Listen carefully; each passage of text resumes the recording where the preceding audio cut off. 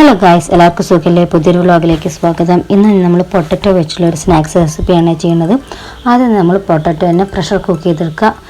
നിങ്ങൾ ഇഷ്ടംപോലെ എങ്ങനെ വെച്ചാൽ വേവിച്ചെടുത്തോളൂ. എന്നിട്ട് നല്ലതുപോലെ കട്ടയില്ലാതെ നല്ലതുപോലെ ഉടച്ചെടുക്കുക, നല്ലപോലെ മാഷ് ചെയ്തെടുക്കുക. ഞാൻ ഫോർക്ക് കൊണ്ട് ആദ്യം ചെയ്യാൻ നോക്കി, പക്ഷെ അത്രയ്ക്ക് സക്സസ് ആയില്ല. അതുകൊണ്ട് ഞാൻ കൈ വെച്ചിട്ട് തന്നെ നല്ലതുപോലെ ഉടച്ചെടുത്തോട്ടോ.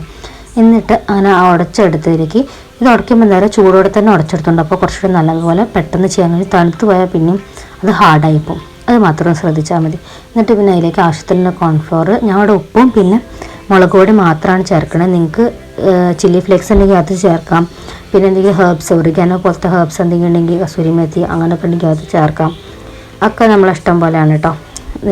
പിന്നെ ചാറ്റ് മസാല ഒക്കെ ഉണ്ടെങ്കിൽ നമുക്ക് ചേർക്കാമെന്നാണ്. ഞാനൊന്നും ഇല്ലാത്തതുകൊണ്ടാണ് മുളക് പൊടി മാത്രമായിട്ട് ചേർത്തത്. പിന്നെ അതിലേക്ക് നല്ലതുപോലെ കുഴച്ചെടുത്തിട്ട് നമ്മളെന്ത് ചെയ്താൽ ഇങ്ങനെ ഒരു ഉരുളാക്കിയിട്ട് ആദ്യത്തെ ബാച്ച് ഞാൻ പൊരിച്ചെടുത്തേ.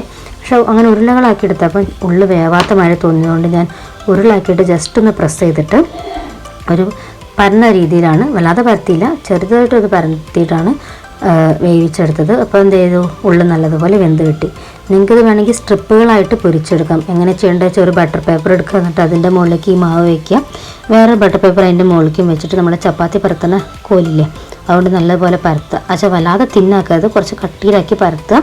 എന്നിട്ടത് സ്ട്രിപ്പാക്കി മുറിച്ചെടുക്കുക. എന്നിട്ട് നമ്മളെ ഇഷ്ടത്തിലുള്ള നീളത്തിനനുസരിച്ച് എടുത്തിട്ട് അത് പൊരിച്ചെടുക്കുക. അങ്ങനെ ചെയ്യാം. ഓക്കെ, അത് വേറെ രീതിയാണ്. അല്ലെങ്കിൽ കയ്യിൽ ഒരു കുറച്ച് മാവ് എടുത്തിട്ട് രണ്ട് കൈയും വെച്ച് അങ്ങനെ ഒരു പരത്തി ഒരു ഓവൽ ഷേപ്പിലാക്കി എടുത്തിട്ട് അങ്ങനെ ആക്കിയിട്ടും പൊരിച്ചെടുക്കുക. അതൊക്കെ നമ്മുടെ ഇഷ്ടത്തിനനുസരിച്ച് കേട്ടോ. എന്നിട്ട് പൊരിച്ചെടുക്കുമ്പോൾ എന്ത് ചെയ്യും, എപ്പോഴും വളരെ ബാച്ച് ആക്കിയിട്ട് കുറച്ച് ബാച്ച് ആക്കിയിട്ട് പൊരിച്ചെടുക്കുക. അപ്പോൾ എന്താ വെച്ചാൽ ഉള്ളു നല്ലതുപോലെ വേവും. സാധാരണ പറയണമാതിരി തന്നെ ഓവർ ഹീറ്റും വേണ്ട, അല്ലാതെ ലോ ഫ്ലെയിമിലും വെക്കേണ്ട, ഒരു മീഡിയം ഫ്ലെയിമിലിട്ടിട്ട് നല്ലതുപോലെ ഗോൾഡൻ ബ്രൗൺ ആവുന്ന വരെ പൊരിച്ചെടുക്കുക. നല്ല ടേസ്റ്റുള്ള ഒരു ഡിഷാണ്. നമുക്കിഷ്ടമുള്ള അതിൻ്റെ കൂടെ എന്താ ചെയ്യാം, കഴിക്കാം കേട്ടോ. ചട്നി ആക്കാം, സോസാക്കാം. ഞാനിപ്പോൾ സോസിൻ്റെ കൂടെയാണ് നോക്കി കൊടുത്ത് എല്ലാവരും കണ്ടിട്ട് അഭിപ്രായം പറയുകയാണ്.